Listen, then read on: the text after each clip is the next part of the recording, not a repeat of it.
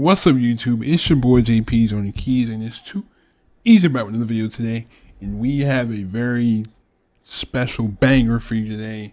Napoleon 1913, Battle of the Nations. This is Napoleon's last ditch attempt to save his empire. If he loses this battle, Napoleon is no more. You know, if he loses this battle, he loses control. He loses control of his empire, and then it gets back to what it was before he took over. He's got literally maybe like 2 countries against like 7 or 8. So the odds are definitely not in his favor, but we shall see. Oh, if you're new to the channel, hit that like button and subscribe as well.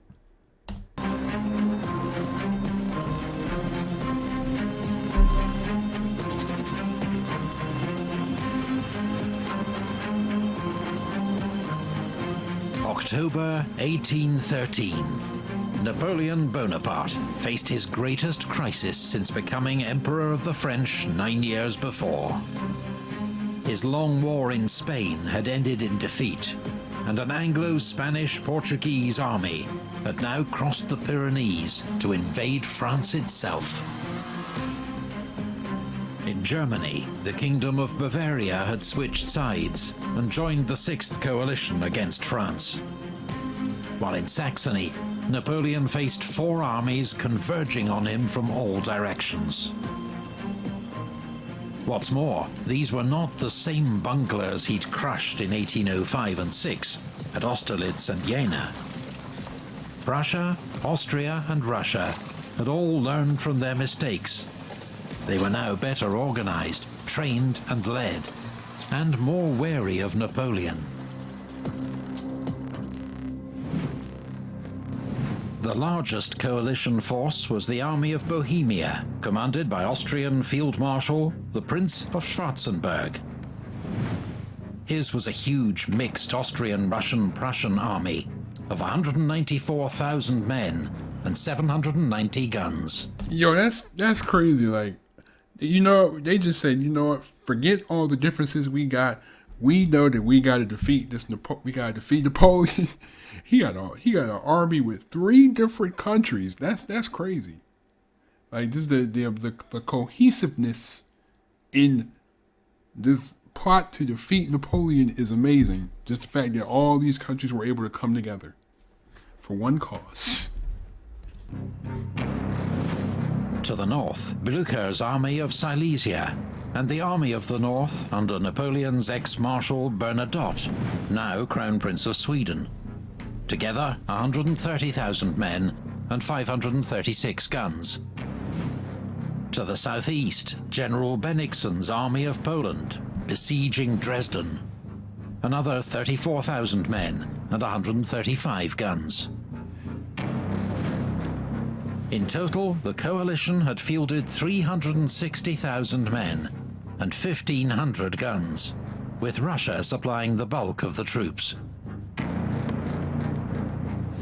One unique addition to Bernadotte's Army of the North was a single troop of British rocket artillery, an experimental weapon system based on the Congreve rocket, a type seen here in 1830.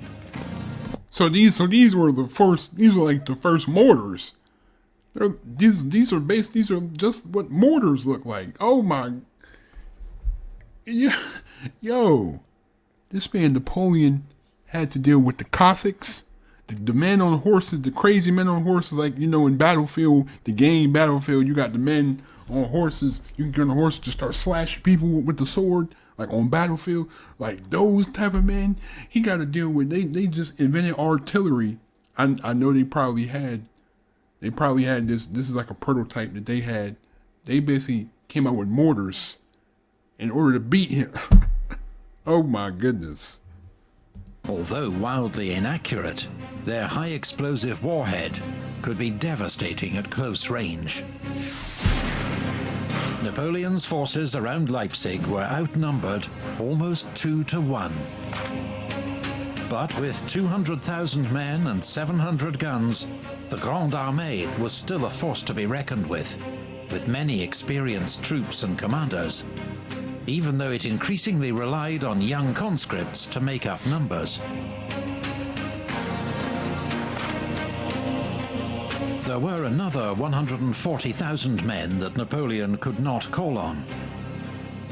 General Rapp's 10th Corps besieged in Danzig, Marshal Saint-Cyr's 1st Corps besieged in Dresden, Marshal Davout's 13th Corps holding Hamburg, as well as several smaller besieged garrisons across Germany and Poland. Napoleon was currently about 20 miles north of Leipzig with the bulk of his army. Marshal Murat was 40 miles to the south with 90,000 men, covering Schwarzenberg. Napoleon now decided to rapidly join Murat, and with their temporary superiority in numbers, defeat Schwarzenberg, before Bernadotte and Blücher could intervene. Okay, cool. Get him out the way. Get your southern flank out of the way. I see what we're doing. Because I was kind of worried. I was kind of worried about him anyway. Because like if they tried to advance, he could just swoop in behind and just flank from the back and just destroy it. You know what I'm saying? Just devastate the army. Murat had orders to conduct a fighting withdrawal northwards. But at Liebert-Volkwitz, he was drawn into major combat with the enemy's advance guard. Around 12,000 horsemen fought what some have described as the largest cavalry battle in Europe's history.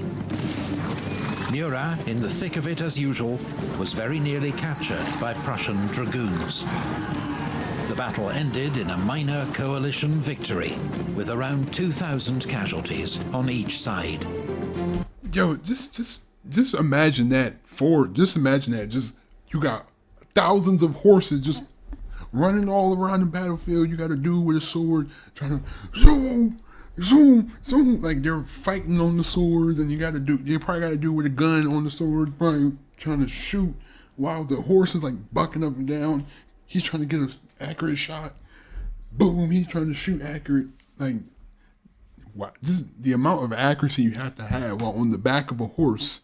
Because I know it's not steady on the back of a horse. I mean, I never rode on a horse, but I know that horses are not steady. Because you see they bopping up and down when they ride the horse. So, and just imagine watching that and seeing that. That would be an epic battle. Very epic. The next day, Napoleon arrived to take command.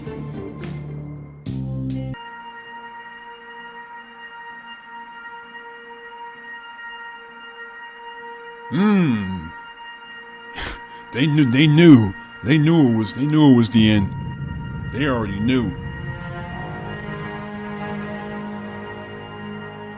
By the 16th of October, Napoleon had concentrated most of his forces south of Leipzig. Field Marshal Schwarzenberg, meanwhile, against Russian advice, had deployed his army on either side of the Pleiße River, which would hinder his movements throughout the battle.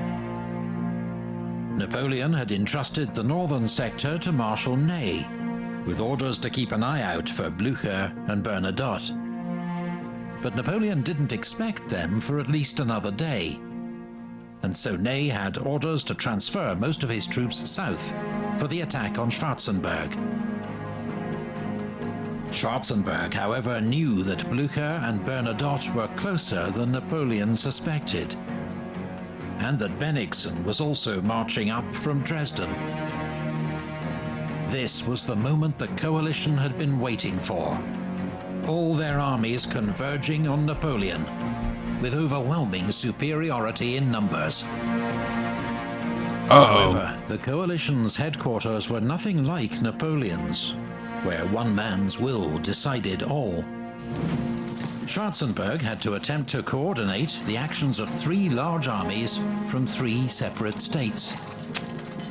And although he was commander-in-chief, his plans still needed to be approved by Emperor Alexander, the supreme commander. Oh, God.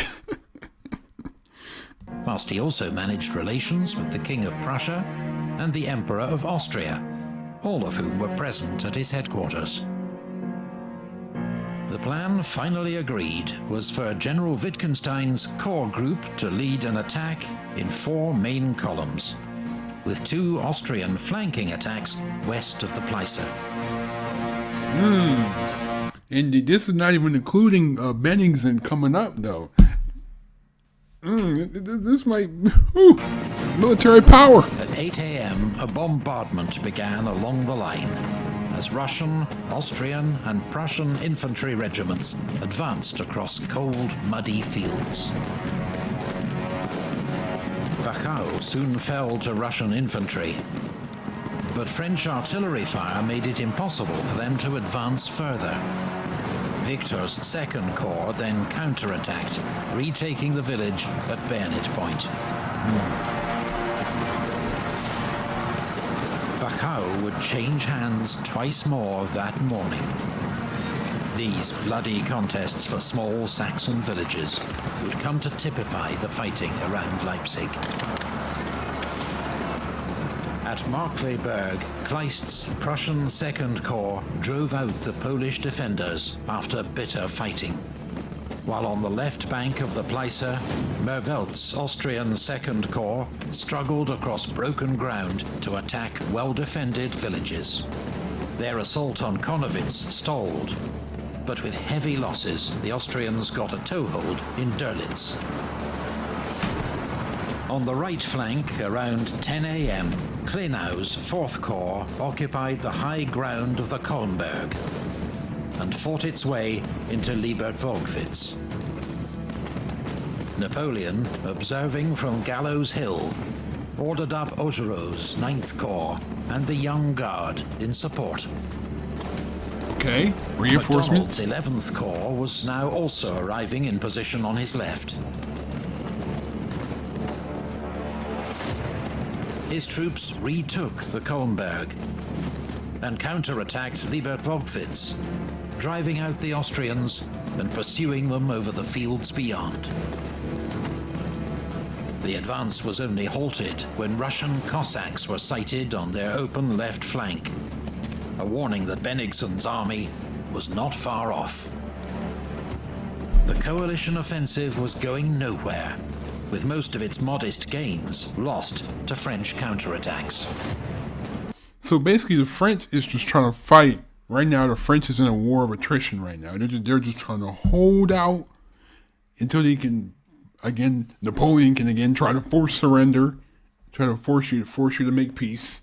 That was the thing. He'll fight you and fight you and fight you until you have no choice but to make peace. So this is the French. Like all that they have to hold out, because now you got 4 different armies converging into like basically on one army. So now you have to hold out until maybe you can cause enough casualties to where it's a truce or some type of agreement or armistice can be made or something. But there was one sector where the coalition had more success that morning. General Goulay's Austrian Third Corps, with orders to threaten Napoleon's line of retreat, advanced over marshy ground towards Lindenau. Ney had to divert Bertrand's 4th Corps to reinforce the village and ensure the road to France was kept open. Napoleon was waiting for Ney's reinforcements before launching his attack on Schwarzenberg. But now, 4th Corps was tied down at Lindenau, and there was more bad news from Ney. Blücher's army of Silesia was approaching from the northwest. Marmont's 6th Corps had to turn about to keep the Prussians at bay. Bro, they are going from every side. Fighting broke out around Möckern, the village itself held by elite French Marines. Bro, it's every side, Dąbrowski's Polish division clung on to Wiedrich under attack from an entire Russian corps. That's crazy. This was a nasty surprise for Napoleon, who'd thought Blücher was still a day's march away. But the old Prussian general, hearing cannon fire to the south, had urged his men on and into the attack.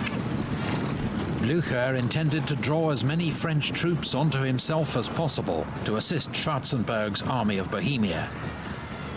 His actions and the bloody fight for Möckern may just have saved the coalition from defeat.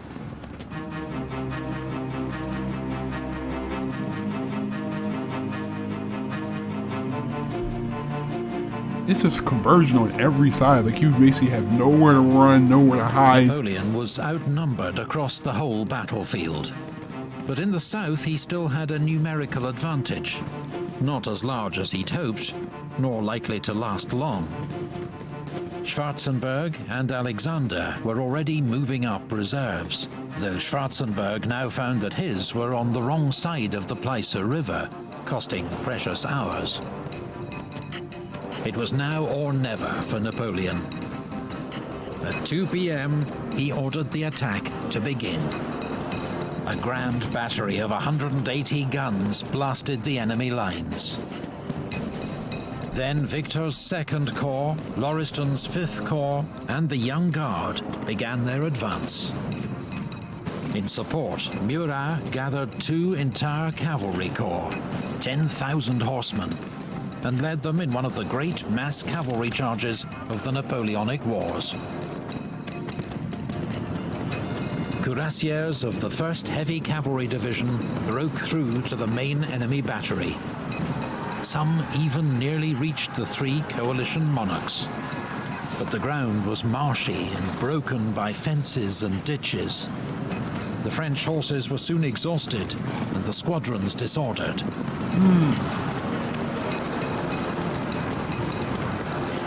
Austrian cuirassiers and Russian Guard cavalry were coming up from the south. When these fresh Allied cavalry reserves charged the French, a great melee ensued.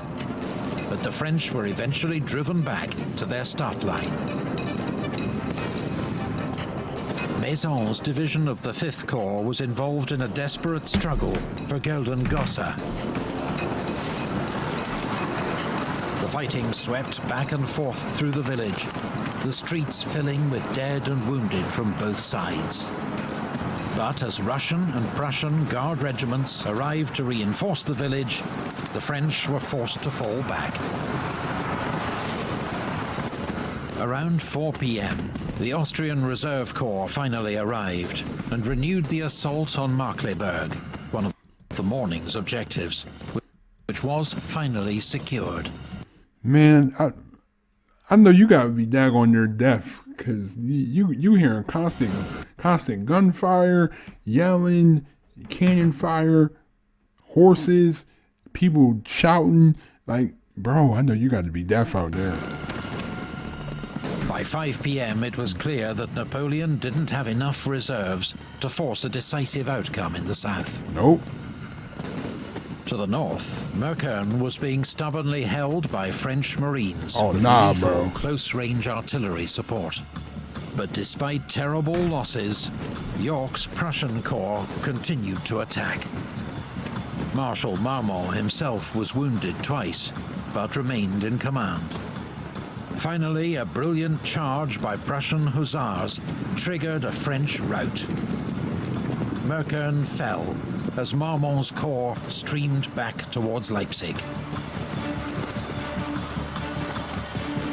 As dusk fell around 6 p.m., fighting died out across the battlefield. The first day of the battle had cost the French an estimated 25,000 casualties. The coalition, at least 30,000. In one day? Napoleon had come close, but failed to land a decisive blow. The chance for victory was slipping from his grasp.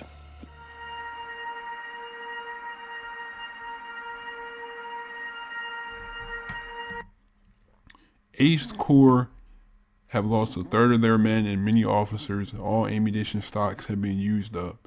We have not enough to maintain combat for 1 hour. Ooh, that's not good, sir. It's not good. Sunday the 17th of October brought a lull, with both armies exhausted by the previous day's fighting. Napoleon needed to rest his troops and resupply them with ammunition, which was running dangerously low. He also sent a message to his father-in-law, Emperor Francis I, suggesting an armistice and finally offering concessions. But the Allies were no longer interested. They knew time was on their side. The only major combat that day occurred in the north, where Blücher continued to attack. Russian infantry stormed Eutrich and Gorlice. Russian hussars charged and routed part of Arrighi's 3rd Cavalry Corps. That day, Napoleon received 14,000 reinforcements when Reynier's French Saxon 7th Corps arrived from the northeast.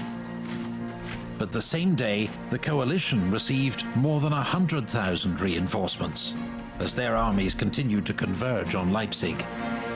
Colorado's Austrian 1st Corps, Bennigsen's Army of Poland, Finally he came. and Bernadotte's Army of the North. Good The lord. latter was widely criticized for his leisurely march to the battlefield. The next day, Napoleon would face odds of nearly 2-1. It was time for the Emperor to begin planning his retreat. You gotta dig in or retreat, because now you're really surrounded on all sides. That's crazy though, how y'all are basically a couple miles from each other and y'all like, you know what, we need the day to chill. We were literally just shooting at each other, getting ready to kill each other, but it's like, you know what, we need a day, we need to chill. Like that's crazy. Like I couldn't even imagine that. Like you looking across the field and you see a dude that you probably gonna have to shoot tomorrow.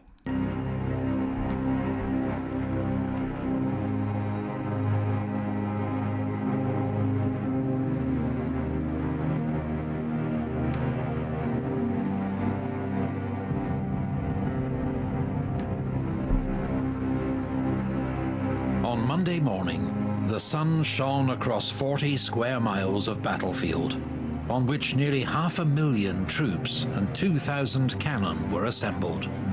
Soldiers from France, Germany, Russia, Austria, Poland, Italy, Sweden, the Netherlands, and even Britain. This was truly the Battle of the Nations. In preparation for his withdrawal, Napoleon pulled back his forces into a tighter defensive perimeter and ordered Bertrand's 4th Corps to march west to secure the army's line of retreat. 2 divisions of the Young Guard under Marshal Mortier took their place at Lindenau. Schwarzenberg, meanwhile, planned to close the net on Napoleon with 6 converging attacks. Fighting in the south began around 8 a.m. The Austrians took Dörlitz, but Marshal Oudinot led a counterattack at the head of a Young Guard division and drove them out again. Schwarzenberg was so alarmed by this reverse that he sent orders to recall Goulay's 3rd Corps. No, you don't do that. No. Now you're going to give Napoleon a chance to retreat because your force was the only thing keeping him, because that was the retreat line right there at, what was it, Markranstadt? I'm sorry if I Lindenau. That was the retreat line, and that was the only defense of the retreat line, and now Napoleon's like, oh, opportunity. Phew, I'm out. I guarantee it. General Barclay's troops initially faced little opposition as they took Wachau and Liebert-Volkwitz, scenes of such bitter fighting 2 days before, but now scarcely defended. Barclay then paused, waiting for Bennigsen to get into position on his right before continuing his attack. Bennigsen's troops had more ground to cover, but towards noon, they'd driven back MacDonald's infantry and taken their objectives. They would now wait for Bernadotte's army to link up on their right. But the Army of the North was again making slow progress, for which many again blamed its commander, who seemed exceedingly cautious about facing his old master in battle. Blücher, in contrast, did not hesitate to launch Russian infantry against Leipzig's northern defences, though their attack failed with heavy losses.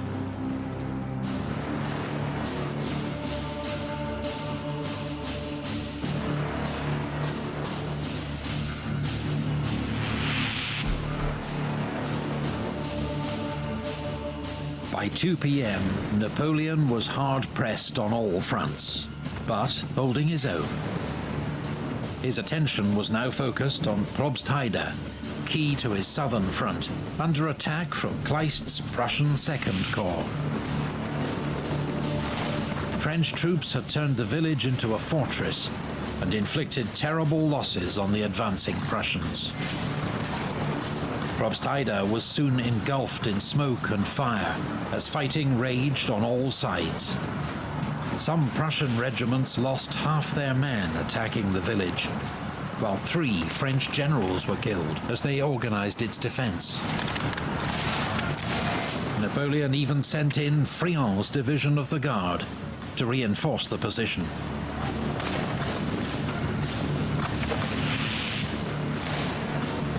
To the north, Bernadotte's army was finally joining the battle in earnest. Marmont had assembled 137 guns around Schönefeld, which poured fire into the Russian ranks. In response, Bernadotte massed 200 guns of his own. I like how they're holding down the little spot, even though they've been backed and they've been slowly getting forced back. But they're holding it down, though. They're definitely holding the fort down. The fields were soon strewn with the dead and wounded, as the sheer weight of fire made it impossible for either side to advance. Around 3 p.m., von Bülow's Prussian Corps, supported by Austrian Jaegers and its small British rocket detachment, attacked Paunsdorf. Grenier's 7th Corps could not withstand the onslaught.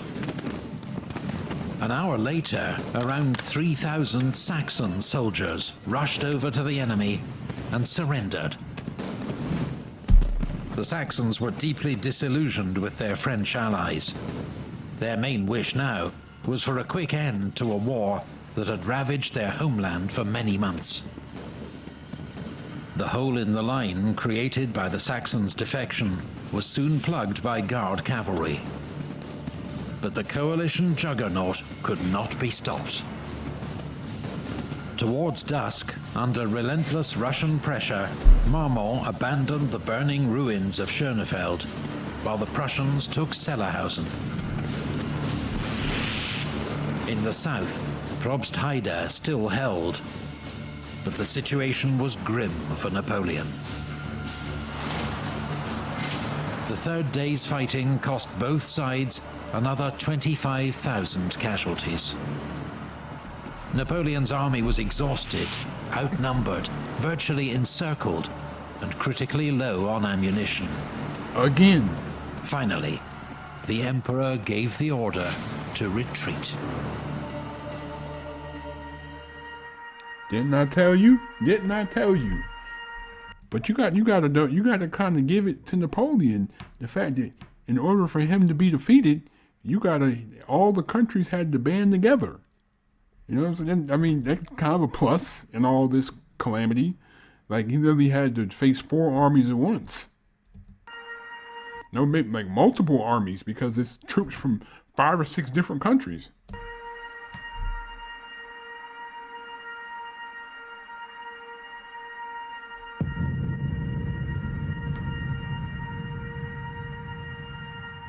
Overnight. And just imagine how crazy it is as a leader to have people tell you that they will die for you. I couldn't even, wow.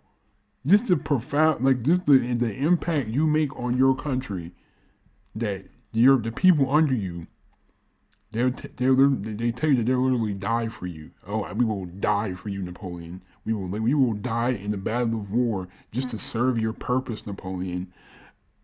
Wow. I don't know what I would do with that. I don't know what I would do with that type of power. I don't know. That's you got to definitely be mentally sound to have that much power. You know what I mean? Under cover of darkness and early morning fog, the French army withdrew behind Leipzig's walls. Didn't I tell you? And at 4 a.m. began its retreat west, crossing the single bridge over the Elster River that led back to France. Mm-hmm. There'd been time and materials to build extra bridges, But in what would prove a serious oversight, no one had given the necessary orders. Furthermore, there was no clear plan for Leipzig's defense, which was left to a jumble of under-strength units, mostly Poles and Germans. That's disrespectful. Napoleon left Leipzig around 10 a.m. Behind him, there were scenes of mounting chaos and confusion, the city's streets jammed with troops, guns, and wagons. The 20,000 wounded troops in the city had little hope of escape. Disrespectful. 30 minutes later, shells began to rain on the city as the coalition launched an all-out assault from north, east, and south. The rear guard held the city's gates for as long as they could, but they were soon overwhelmed by the enemy, and savage street fighting broke out across the city.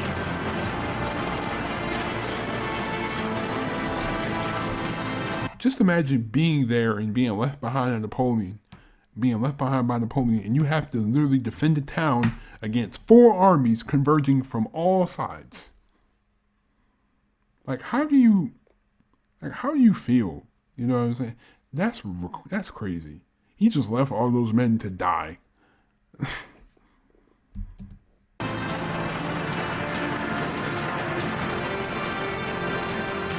A barge packed with gunpowder had been moored beneath the Elster Bridge so that it could be quickly destroyed after the rearguard crossed. Wow, and it trapped the people who were left. So even if they wanted to leave, they couldn't leave. That's even worse. And it trapped all the civilians in the town too. So they just victims of circumstance, huh? Around 2 p.m., a corporal lit the fuse when he saw Russian soldiers on the far bank, even though the bridge was still packed with troops, wagons, and horses.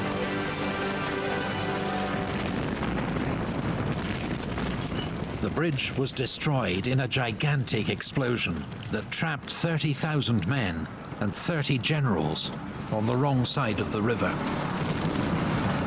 Panic broke out among those who suddenly found themselves cut off. Most became prisoners, but some tried to swim for it, including the Polish Prince Poniatowski, made a marshal by Napoleon just 3 days before. Weak from his wounds, he rode his horse into the river, but as it tried to climb the steep far bank, it rolled over him, and he was drowned. Ooh, that's a bad way. That's a bad way to go, man. Marshal MacDonald had also been cut off by the blast, and resolved to escape or die trying. He found a place where engineers had cut down 2 trees as a makeshift bridge, and made his attempt. And there I was, 1 foot on either trunk and the abyss below me. A high wind was blowing. I was wearing a large cloak, and fearing that someone would grab at it, I got rid of it. I was already 3/4 of the way across when some men decided to follow me. Their unsteady feet caused the trunks to shake, and I fell into the water. Fortunately, I could touch the bottom, but the bank was steep, the soil loose and slippery. Some of the enemy's skirmishers came up. They fired at me point blank and missed me, and some of our men who happened to be nearby drove them off and helped me out. I was wet from head to foot, breathless and sweating heavily from my efforts. Marshal Marmont, who had got across early in the day, gave me a horse. I wanted dry clothes more, but they were not to be had. The loss of the bridge turned what was already a heavy defeat for Napoleon into a disastrous one. Later that day, the 3 Allied monarchs met in the center of Leipzig to celebrate their great victory. It had come at enormous cost. Exact numbers are impossible to establish, but in 4 days' fighting, the coalition armies suffered at least 52,000 casualties. Napoleon, who could less afford such losses, came off worse. 47,000 killed and wounded, 35,000 taken prisoner, 325 guns lost.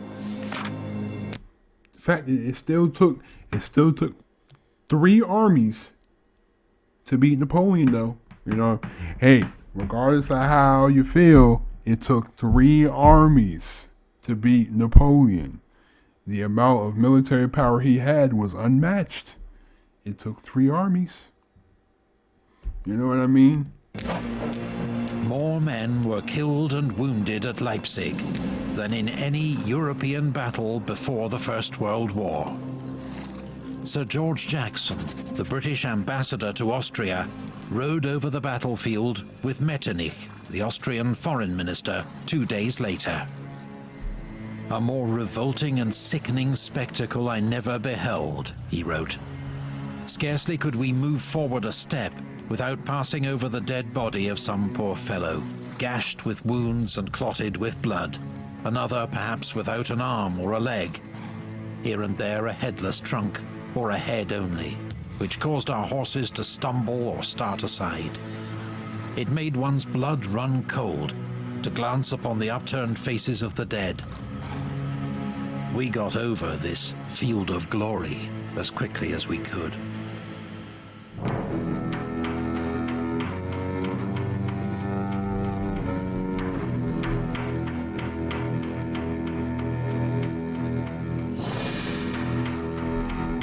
Napoleon had suffered a calamitous defeat. He had lost the battle for Germany. His domination of Europe appeared at an end. With 80,000 survivors, he began a fighting retreat to the French border. There was now no chance of rescue for the 100,000 men trapped in garrisons across Germany and Poland. Terrible. Though some would hold out for another 5 months. Marshal Murat took his leave of the emperor, assuring him of his loyalty, but secretly planning to cut a deal with the Allies to save his throne in Naples. It was the last time the 2 men saw each other. Terrible. 11 days after the Battle of Leipzig, Napoleon's former allies, the Bavarians, tried to block his escape at Hanau with 40,000 men. The Bavarian commander, von Wrede, had served with Napoleon in many campaigns. But on seeing his deployment for battle, Napoleon remarked, "I made him a count, but I couldn't make him a general." The French emperor then ordered the Imperial Guard to lead an attack that forced the enemy to fall back in disarray.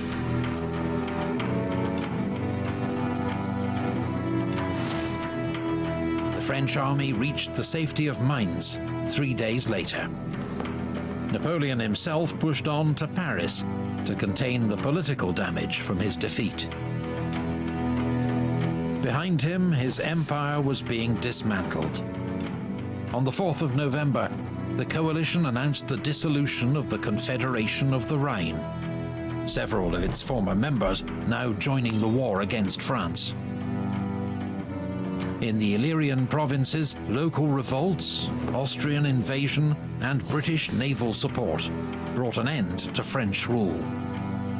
In North Italy, Eugene was retreating steadily before the advance of von Hiller's Austrian army.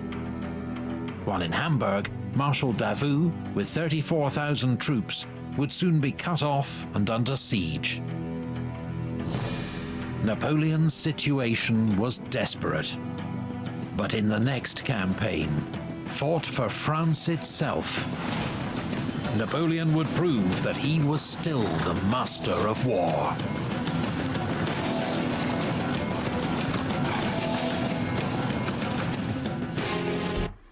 Man, that was crazy. That was crazy.